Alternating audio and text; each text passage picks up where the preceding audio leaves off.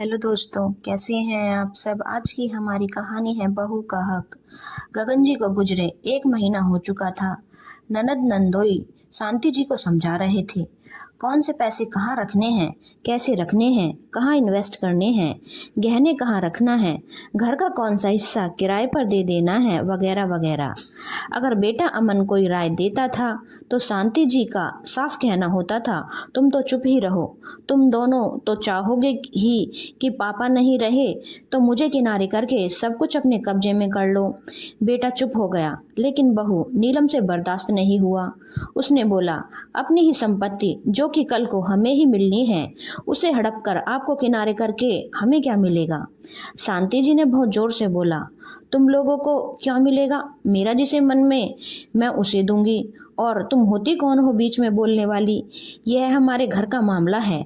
अमन ने नीलम को चुप रहने के लिए कहा और बोला, तुम चुप रहो, हम अपना अच्छा कमाते खाते हैं। माँ को अपने पैसों का जो करना है करने दो, हमें क्या।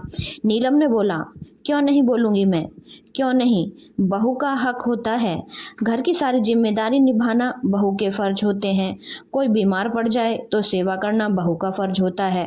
पापा गुजरने से पहले महीना भर अस्पताल में थे तो एक पैर पर पापा की सेवा में मैं खड़ी थी, खाना पीना सब भूल गई थी तो मेरे फर्ज थे। और आज जब संपत्ति संभालने की बारी आई तो बेटी दामाद सामने आ गए। उस वक्त कहाँ थे आपकी बेटी दामाद। क्यों नहीं बोलूँगी, एक बहू बिल्कुल बोलेगी। शांति जी ने बोला, तुम्हें इस घर के मामलों में बोलने का कोई हक नहीं है।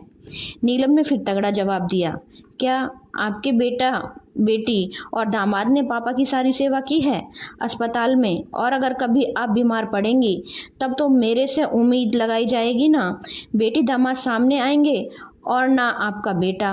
और जब घर के मामलों में कुछ बोलने की बारी आती है तो बहू बाहर ही हो जाती है। बिल्कुल बोलूँगी, और इस घर में वही होगा जो मैं चाहूँगी।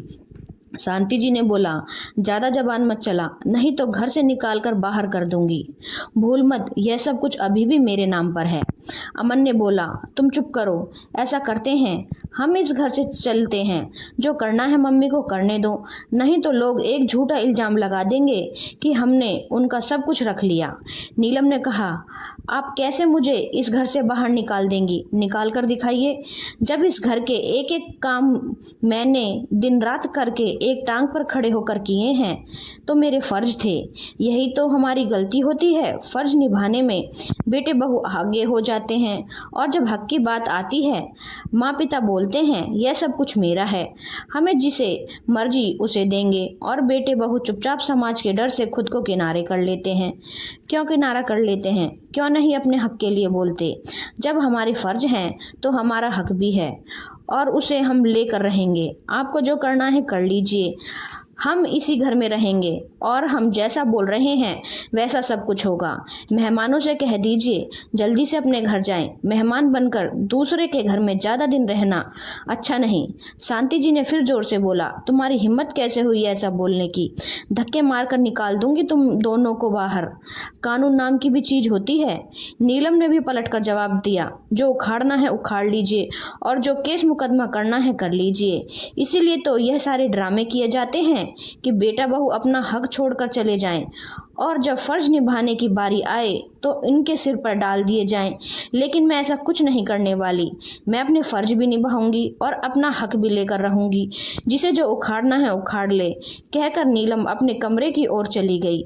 शांति जी ननद नंदोई चुपचाप बहू को जाते हुए देख रहे थे और समझ गए थे कि उनका पाला किससे पड़ा है। धन्यवाद दोस्तों। अगर आपको कहानी अच्छी लगी हो तो चैनल को लाइक, शेयर और सब्सक्राइब करना ना भूलें।